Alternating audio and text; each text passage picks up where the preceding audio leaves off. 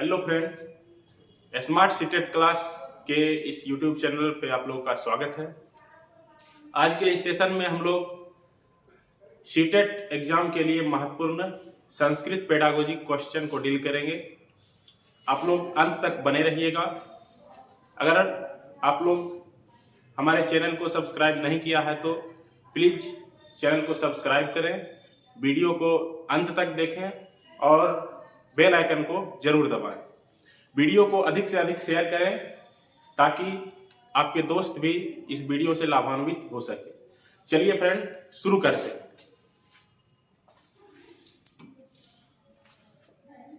चलिए, CTET pedagogy का ये क्वेश्चन है। देखिए, बहुत ही महत्वपूर्ण क्वेश्चन रहेगा। आज का जो भी क्वेश्चन है और सारा का सारा बहुत महत्वपूर्ण क्वेश्चन है, इसलिए एक भी क्वेश्चन को स्किप मत कीजिएगा। चलिए, क्वेश्चन को ध्यानपूर्वक पढ़ने की कोशिश करना है और उसके बाद ऑप्शन पर चलेंगे, सीधे ऑप्शन पर नहीं चलना है। चलिए, हमारा पहला क्वेश्चन होता है कि कस्य विचारे मानवा भाषा अधिकरण यंत्रेण सह जायन्ते यत् तान् भाषा अधिगमे सहायकम भवति। इसका मतलब क्या होता है कि कस्य विचारे यानी किसके विचार में, यानी किसके विचार के अनुसार मानवा भाषा अधिग्रहण यंत्रेण सह जायन्ते, यानी कि मनुष्य भाषा अधिग्रहण यंत्र के साथ जन्म लेते हैं। जायन्ते मतलब जन्म लेते हैं, ठीक है। यत् तान् भाषा अधिगमे सहायक भवति, जो कि उन्हें भाषा अधिगम में सहायता करता है, ठीक है। तो ऐसा किसके अनुसार होता है? तो ये आप जानते हैं कि भाषा अधिग्रहण यंत्र की बात है, यानी कि लैंग्वेज एक्विजिशन डिवाइस का नाम आप लोगों ने सुना है, जो कि नोम चॉम्स्की के द्वारा दिया गया सिद्धांत है, ठीक है।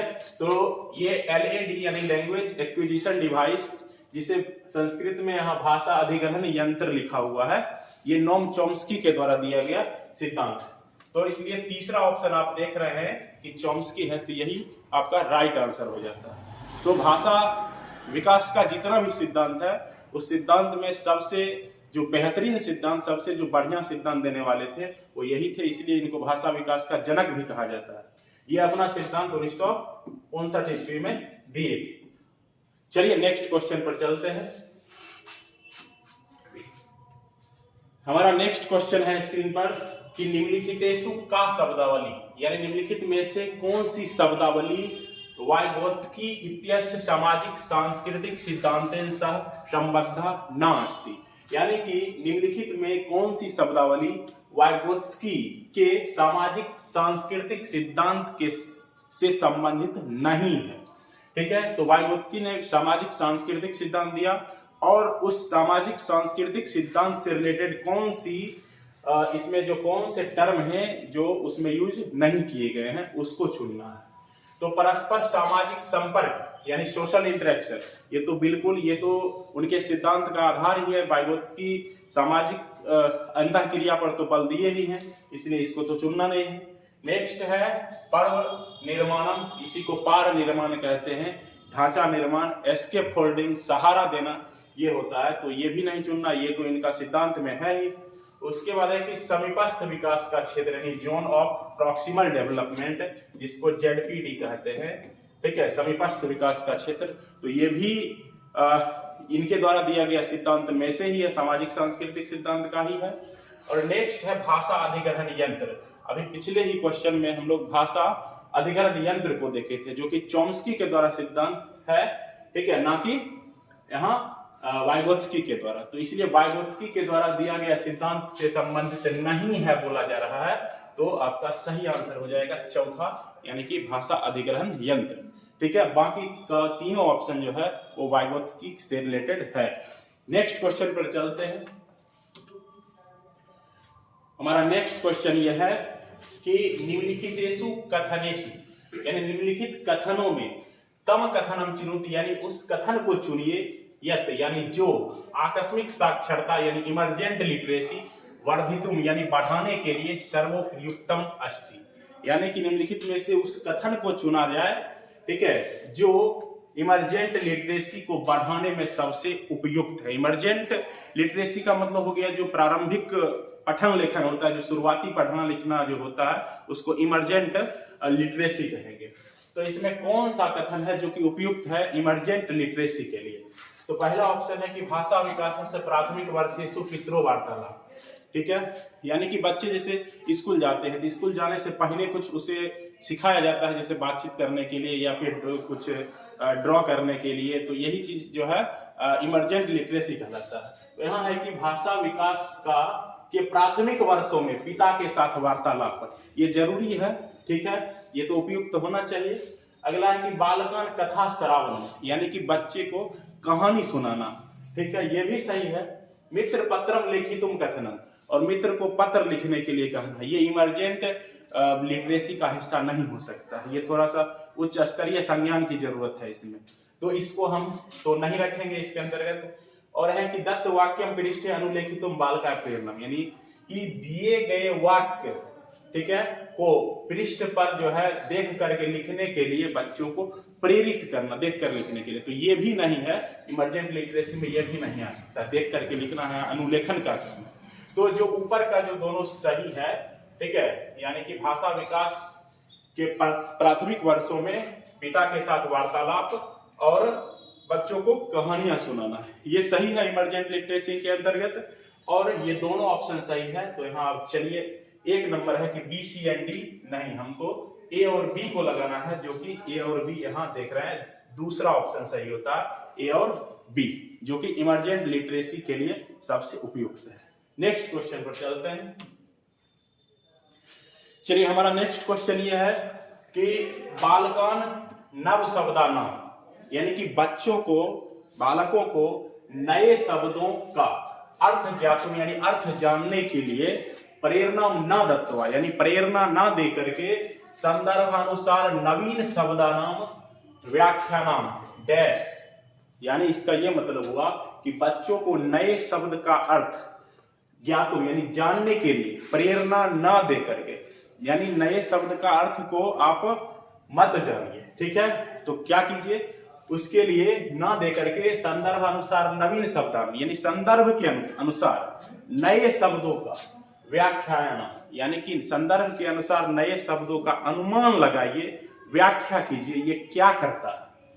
ठीक है, प्रायः बालकान भ्रमितान करोति, बच्चे को भ्रमित करता है, बिल्कुल गलत बात है। ठीक है, यानी कि यहाँ पर संदर्भ के अनुसार नए शब्दों का अनुमान बच्चे लगा रहे हैं, तो ये इससे बच्चे भ्रमित थोड़े हो रहे हैं। ठीक है, इससे तो उनका जो है कंठस्थीकरण का जो प्रवृत्ति है वो दूर हो रहा है। ठीक है, यानी कि अगर खुद से ही अर्थ निकाल रहे हैं, ये बहुत अच्छी बात है। फिर है कि शब्दस्य सुष्ठु बोधने सहायता करोति, यानी कि शब्द को अच्छी तरह, बढ़िया तरह, सुष्ठु मतलब बढ़िया तरह से, तो शब्द को बढ़िया तरह से समझने में सहायता करता है। तो ये तो सही होना चाहिए, तो हम इसको अभी सही कर देते हैं। बाकी को हम किस वजह से काटेंगे, कंठस्थीकरण सहायता करोती, यानी कि रटने में सहायता करता है, गलत बात है। फिर है कि समयम निरर्थक करोती, यानी कि समय को बेकार करता है, ये भी निगेटिव पॉइंट है। तो हमारा एक ही सही है कि शब्द को सही ढंग से बोधन करने में, यानी अंडरस्टैंडिंग करने में बच्चे को हेल्प मिलती है, तो ये आंसर सही होता है। नेक्स्ट क्वेश्चन पर चलते हैं। चलिए, हमारा नेक्स्ट क्वेश्चन ये है कि डैश असमान गूढ़ार्थम अवगंतुम संकेत ददाती। ठीक है, यानी कि क्या चीज ऐसा है, डैश की जगह भरिएगा, जो असमान मतलब हम लोगों को, ठीक है, गूढ़ार्थम, यहाँ गूढ़ार्थम जो लिखा हुआ है, ये गूढ़ का मतलब होता है छिपा हुआ, छिपा हुआ यानी कि कुछ गहरी बात जो होती है। ठीक है, तो वही छिपी हुई कुछ जो बात है, बड़े ही मतलब सूक्ष्म अवलोकन के साथ जिस चीज को हम पता कर पाते हैं, वही गूढ़ चीज होता है। ठीक है, तो गूढ़ार्थम अवगंतुम, अवगंतुम मतलब समझने के लिए, संकेतम ददाति, यानी ऐसा कौन सा चीज है जो हम लोग को गहरे अर्थ को समझने में संकेत देता है, वो क्या चीज है। विस्तृत अध्ययनम और उच्च पठनम, गहन अध्ययनम, निर्दिष्ट अध्ययनम, यानी विस्तार से अध्ययन करना, विस्तार से अध्ययन करना। फिर है उच्च, जोर से पढ़ना, जोर से पढ़ने से हम किसी कंटेंट की गहराई को कैसे समझेंगे। लेकिन गहन अध्ययनम जहां है, तो गहन पठन एक जो होता है, उसमें क्या करते हैं, हम एकदम सूक्ष्म तरीके से पढ़ते हैं, एकदम गहराई में जाकर के पढ़ते हैं, पूरे विश्लेषण करके पढ़ते हैं। ठीक है, यानी कि जो वर्ड होता है उसके अंदर, ठीक है, उसका क्या सेंस है, उसको हम टटोलते हैं। तो यहाँ जो गूढ़ अर्थ को समझने की बात है, तो उसके गहरे अर्थ को हम तभी समझेंगे जब गहन अध्ययन करेंगे, जो हमारा तीसरा ऑप्शन सही। चलते हैं नेक्स्ट क्वेश्चन पर। हमारा नेक्स्ट क्वेश्चन ये है, क्वेश्चन बड़ा सा है, भाषा शिक्षणस्य प्रारंभिक वर्षेषु, यानी भाषा शिक्षण के प्रारंभिक वर्षों में, प्रारंभिक वर्षों यानी शुरुआती वर्ष की बात है, काचित अध्यापिका स्वकक्षाया प्रारंभ, यानी कि कोई शिक्षिका, कोई अध्यापिका अपनी कक्षा का प्रारंभ वृत्त कालम सर्किल टाइम क्रिया करो, यानी कि अपना कक्षा का शुरुआत जो है, कक्षा की शुरुआत जो करती है वो सर्किल टाइम एक क्रिया होती, एक गतिविधि का नाम है, जिसमें जो है एक सर्कल बना करके उसके चारों ओर जो है, यानी सर्कल वाइज जो है बच्चे बैठते हैं और सबकी बारी आती है, सब बच्चे जो है अपनी अपनी बारी का इंतजार करते हैं और पूछे गए प्रश्नों का जवाब देते हैं। तो ये सर्कल एक्टिविटी होता है। तो क्या होता है कि अश्याम क्रियायाम, यानी इस क्रिया में सा वह प्रत्येक छात्र ने, प्रत्येक छात्र को कस्मिन्नपि विशिष्ट विषय, यानी किसी विशेष विषय पर वक्तुम, यानी बोलने के लिए अवसरम प्रददाति, यानी कि अवसर देती है। ठीक है, ऐसा प्रक्रिया निम्नलिखितेषु, यानी यह प्रक्रिया निम्नलिखित में से कस्मय परियोजना, यानी कि किस उद्देश्य से, प्रयोजन मतलब होता है उद्देश्य, किस उद्देश्य के लिए महत्वपूर्ण होता है, यानी कि जो सर्किल का जो एक्टिविटी करवाया जा रहा है बच्चों को बोलने के लिए, क्यों करवाया जा रहा है। तो सबसे यहाँ ध्यान देने वाली बात यह है, यहाँ प्रारंभिक वर्षेषु लिखी हुई है। ठीक है, तो प्रारंभिक वर्षों की बात है। ठीक है, पठन योग्यता बढ़ाना है, यानी कि पढ़ने की योग्यता में वृद्धि करने के लिए, तो बिल्कुल नहीं, यहाँ बच्चे से बुलवाया जा रहा है, यानी बच्चे बोल रहे हैं, किसी विशेष बात पर बोलने का उनको अवसर दिया जा रहा है। ठीक है, फिर है कि वर्णमाला अभिगमन, बिल्कुल नहीं, वर्णमाला का इससे कोई मतलब है नहीं। आकस्मिक साक्षरताएं, और फिर है अर्थ बोधनार्थ पाठस्य पठना, यानी अर्थ बोधन के लिए पाठ को पढ़ रहे हैं, यहाँ पाठ को पढ़ाने की भी बात नहीं। तो यहाँ हम क्वेश्चन के मुताबिक आंसर को आराम से चुन सकते हैं। यहाँ भी है प्रारंभिक वर्षेषु, यानी प्रारंभिक वर्षों में, यहाँ पर आप क्वेश्चन को देख पा रहे हैं। और यहाँ भी है आकस्मिक साक्षरताएं, यानी कि इमरजेंट लिटरेसी। इमरजेंट लिटरेसी अभी पिछले क्वेश्चन में ही आया हुआ था, जो शुरुआती पढ़ने लिखने का जो ज्ञान होता है, बच्चे को शुरुआत में ठीक ढंग से बोलने के लिए, पढ़ने के लिए जो होता है, तो उस तरह से सिखाया जाता है, ताकि बच्चे जो है भयमुक्त वातावरण में एकदम स्वच्छंद रूप से, स्वाभाविक माहौल में जो है बच्चे ढल सके, पढ़ सके। तो इसलिए जो है उसे ऐसा क्रिया करवाया जा रहा है, यानी कि ये एक इमरजेंट लिटरेसी का हिस्सा है। ठीक है, तो इसलिए हमारा आंसर जो है वो तीसरा सही होता है। चलते हैं नेक्स्ट क्वेश्चन पर। हमारा नेक्स्ट क्वेश्चन ये है कि अर्थ मापन प्रक्रिया, यानी कि क्या है, सेमेंटिक मैपिंग स्ट्रेटेजी कस्मय परियोजना सशक्ता अस्ति, यानी कि अर्थ मापन की जो प्रक्रिया है, यानी सेमेंटिक स्ट्रेटेजी, वो किस उद्देश्य से जो है ये सशक्त है।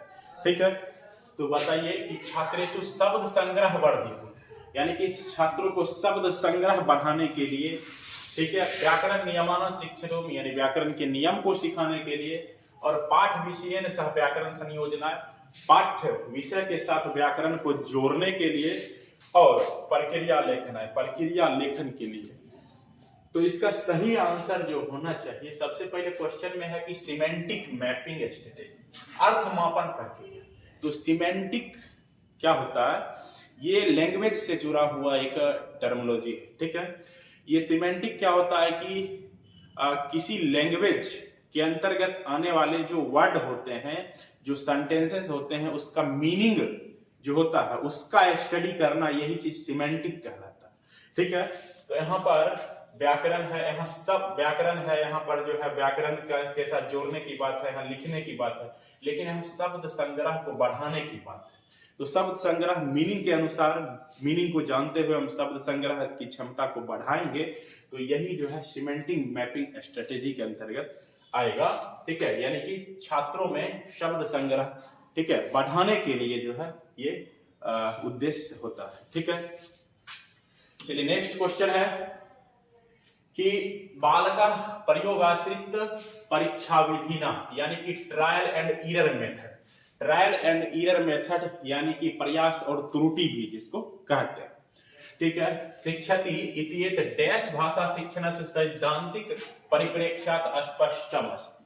ठीक है, यानी कि जो ट्रायल एंड एरर मेथड जो होता है यह किस भाषा शिक्षण की सैद्धांतिक परिप्रेक्ष्य को स्पष्ट करता है। ठीक है, तो संज्ञानात्मक सिद्धांत को, व्यवहार आश्रित या सामाजिक सांस्कृतिक या जन्म आश्रित।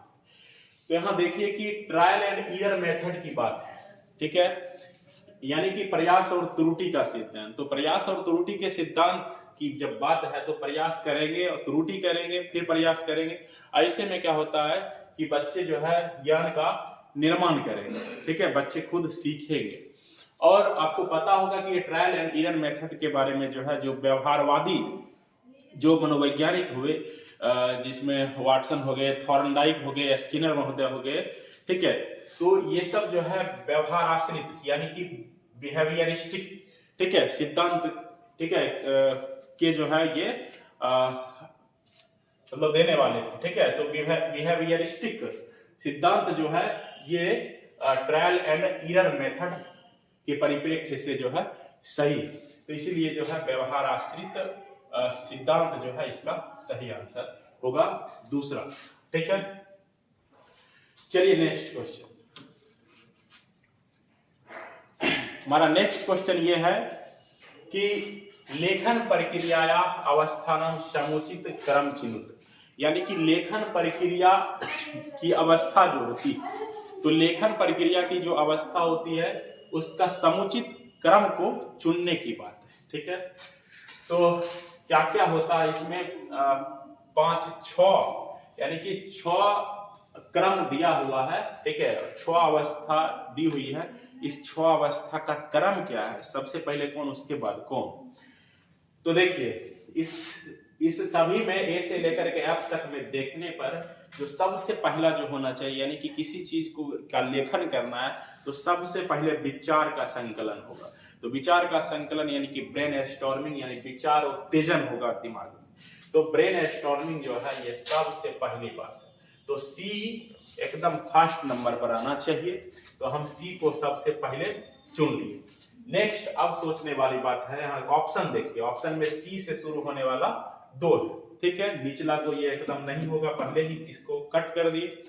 फिर अब 1 और 2 में सी के बाद ई है, सी के बाद ए है। फिर देखते हैं विचार उत्तेजन के बाद क्या है, रूपरेखा निर्माण। ठीक है, यानी कि सी के बाद ई, सी के बाद ई, यहाँ है सी के बाद ए में है प्रारूप लेखन नहीं। ठीक है, विचार उत्तेजन के बाद हम प्रारूप लेख रहे, ड्राफ्टिंग का काम नहीं करेंगे। सबसे पहले क्या करना पड़ेगा, आउटलाइनिंग करना पड़ेगा, यानी रूपरेखा का निर्माण करेंगे।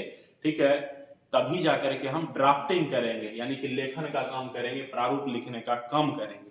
ठीक है, तो ये जस्ट जो है सी के बाद ए नहीं हो सकता है, यानी सी के बाद ए नहीं हो सकता है, तो इसको भी हम काटेंगे। ठीक है, तो सी के बाद क्या होगा, ई होगा, यानी कि ये जो है 1 नंबर पर हो जाएगा। ठीक है, और दूसरे नंबर पर जो है क्या हो जाएगा, ये हो जाएगा। ठीक है, और फिर जो है जिस अनुसार से ये है ए डी बी एफ, इस अनुसार से सही होगा अवस्था का क्रम। ठीक है, तो चलते हैं नेक्स्ट क्वेश्चन पर। तो इसका राइट आंसर हो गया 1।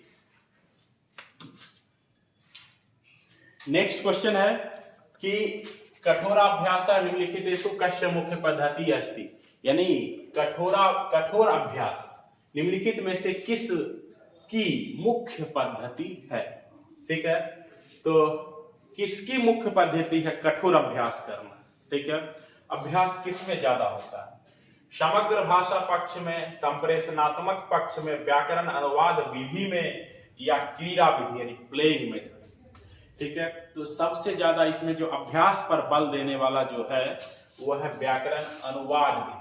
ठीक है, ये भाषा को सिखाने की एक विधि है जिसके अंतर्गत 2 भाषाओं का प्रयोग किया जाता है। तो इसमें एक लक्ष्य भाषा होती है और एक स्रोत भाषा होती है। मान लीजिए किसी ऐसे भाषा को जानना है, जैसे संस्कृत को जानना है, ठीक है, या किसी विदेशी भाषा को जानना है, तो उस भाषा को सीखने के लिए हम एक भाषा का सहारा लेंगे, यानी कि इस भाषा में उसके वाक्यों को, उसकी बातों, उस भाषा की बातों को हम ट्रांसलेट करेंगे, अनुवाद करके, और तब जाकर के हम दूसरे भाषा को, यानी अपनी लक्ष्य भाषा जो है उसको हम सीखेंगे अपने स्रोत भाषा से, यानी एक भाषा में अनुवादित करके दूसरे भाषा को हम सीखेंगे। तो इसमें क्या है कि बहुत ज्यादा अभ्यास करने की जरूरत है। ये एक पारंपरिक विधि, प्राचीन मेथड है ये, ठीक है, और बहुत ही कठोर अभ्यास की जरूरत होती है। इसको भंडारकर विधि भी कहते हैं, ठीक है, क्योंकि रामकृष्ण गोपाल भंडारकर जो है इस विधि के जनक कहे गए, ठीक है। तो हमारा जो सही आंसर होगा वो व्याकरण अनुवाद विधि, जो कि कठोर अभ्यास पर आधारित। चलते हैं नेक्स्ट क्वेश्चन। अब क्वेश्चन है कि पठने लेखने च बालके कृता त्रुटियां कथयितुं शक्यते, यानी कि पढ़ने लिखने में बालक के द्वारा की गई त्रुटि, ठीक है, कथयितुं शक्यते, उसको आप क्या कह सकते हैं? बच्चा जो गलती करता है पढ़ने लिखने में उसको आप क्या कहिएगा? ऑप्शन चुनिए। भाषा शिक्षण से सोपान, यानी कि लेडर का काम कर रहा है, सीढ़ी का काम कर रहा है, ठीक है। नेक्स्ट है कि भाषा विकास से बाधा, भाषा के विकास में बाधा है। और है कि भाषायाम प्रवाह प्राप्त मार्गे बाधा, यानी भाषा में प्रवाह प्राप्त करने में बाधा है। और भाषा शिक्षण व्यक्ति असामर्थ्य, यहाँ पर निगेटिव जो है वर्ड मिल रहा है, ये निगेटिव है। यहाँ बाधा की बात हुई है, बाधा की बात हुई है, तो यहाँ पर त्रुटि तो एकदम पॉजिटिव चीज है। बच्चा त्रुटि करेगा नहीं तो फिर वो सीखने का संकेत पता कैसे चलेगा, ठीक है। तो सीखना जो है, सीखने का जो है ये संकेत है, यानी अधिगम हो रहा है, इस बात का साक्ष्य जो है त्रुटि से मिलता है। तो त्रुटि क्या है? यानी बच्चे गलती करते हैं, यानी कि सीख रहे हैं, ठीक है। तो ये क्या है कि भाषा शिक्षण का जो है एक लेडर का काम करता है, सीढ़ी का काम करता है, ये अधिगम के लिए ये सही संकेत है, ठीक है। तो भाषा शिक्षण से सोपान, ये होगा त्रुटि, ठीक है। तो नेक्स्ट क्वेश्चन देखते हैं कि भाषा शिक्षण से निर्माणात्मक पक्ष, यानी कंस्ट्रक्टिविस्ट अप्रोच सम्मिलितम अस्ति, भाषा शिक्षण के निर्माणात्मक पक्ष में सम्मिलित होता है। देखिए, निर्माणात्मक पक्ष यानी रचनावादी पक्ष, ठीक है, जिसमें बच्चे ज्ञान का निर्माण खुद करेंगे, खोज करके, अन्वेषण करके बच्चे सीखेंगे, शिक्षक उसके लिए सिर्फ सुविधादाता का काम करेंगे। तो इसके अंतर्गत क्या है कि क्या सम्मिलित होता है? सशक्त साधन रूपेण कठोर अभ्यास, बिल्कुल नहीं, ठीक है, कठोर अभ्यास करने की जरूरत नहीं है। स्वभाव निर्माण, अन्वेषण आश्रित यानी इंक्वायरी बेस्ड शिक्षण, और व्याकरण नियमन अभ्यास, व्याकरण नियम अभ्यास, ये भी गलत। तो अन्वेषण आश्रित तो लिखा हुआ है, ठीक है, यानी कि यहाँ बच्चे खोजेंगे, खोज करके खुद ही ज्ञान का निर्माण करेंगे, करके सीखेंगे, ज्ञान का निर्माण होगा, ज्ञान की रचना होगी। चलते हैं नेक्स्ट क्वेश्चन पर।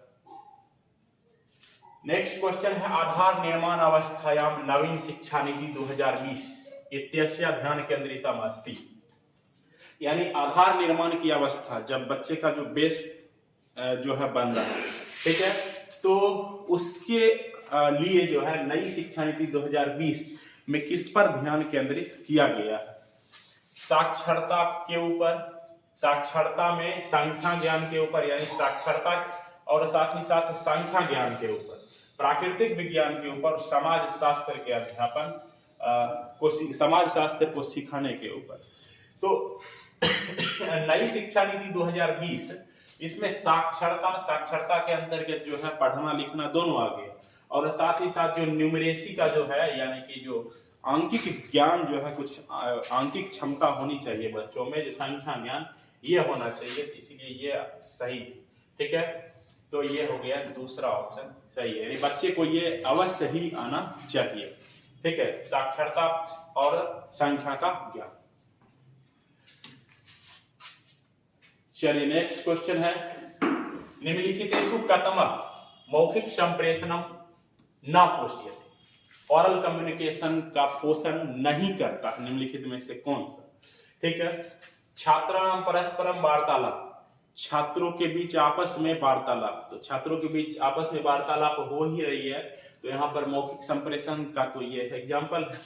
दूरभाषे स्वानुभवानाम आदान प्रदान, यानी कि दूरभाष पर यानी टेलीफोन पर जो है अपने अनुभवों का आदान प्रदान करना है, विचारों का विनिमय करना है, तो यहाँ भी क्या हो रहा है? मौखिक संप्रेषण ही तो हो रहा है।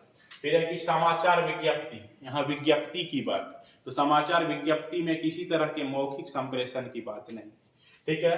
यहाँ है छात्र से साक्षात्कार, तो साक्षात्कार फिर यहाँ मौखिक रूप से ही, मौखिक तौर पर ही किया जाएगा।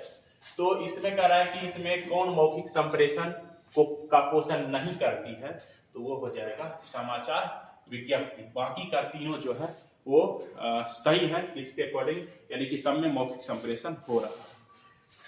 देखते हैं नेक्स्ट है कि निष्क्रिय शब्दावली का अस्ति। ठीक है, निष्क्रिय शब्दावली क्या होते हैं? तो निष्क्रिय शब्दावली और एक होते हैं सक्रिय शब्दावली। तो निष्क्रिय शब्दावली ते शब्दा वयम येषां प्रयोग तदैव कुर्मः तदा वयम तान् श्रीनुमः अथवा पठामः, यानी कि वैसे शब्द, ठीक है, हम लोग जिसका प्रयोग उस समय करते हैं, ठीक है, जब हम लोग सुनते हैं अथवा पढ़ते हैं। सुनते हैं या पढ़ते हैं, ठीक है, इसमें बोलने की बात नहीं आ रही है। जिस शब्द को हम बोलेंगे ना, ठीक है, तो जिस शब्द को हम बोलेंगे यानी कि खुद से एक्सप्रेस करेंगे, तो वो शब्द जो है सक्रिय शब्दावली होती है। यहाँ निष्क्रिय शब्दावली, ठीक है, तो निष्क्रिय शब्दावली जो है हम सुनते हैं या तो पढ़ते हैं। निष्क्रिय मतलब जो बहुत कम यूज होता है, तो उसको निष्क्रिय, इसलिए यही ऑप्शन है। बाकी है कि ते शब्दा यान वयम अन्य सह पुनः पुनः प्रयोज्य, यानी कि बार बार प्रयोग करते हैं, तो गलत बात है। ते शब्दा ये हम प्रयोग वयम लेखने कुर्मः, लिखने में कैसे करेंगे? लिखने में जब हम कर ही रहे हैं, लिखने में जब कर रहे हैं, बोलने में कर रहे हैं, तो यानी कि ये तो सक्रिय शब्दावली होगी ना।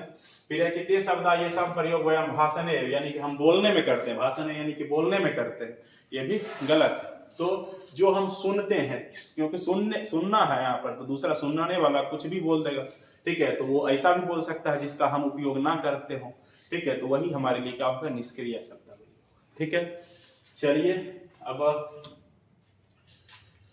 ये कुल इतना ही क्वेश्चन, ठीक है, फिर मिलते हैं नेक्स्ट वीडियो में।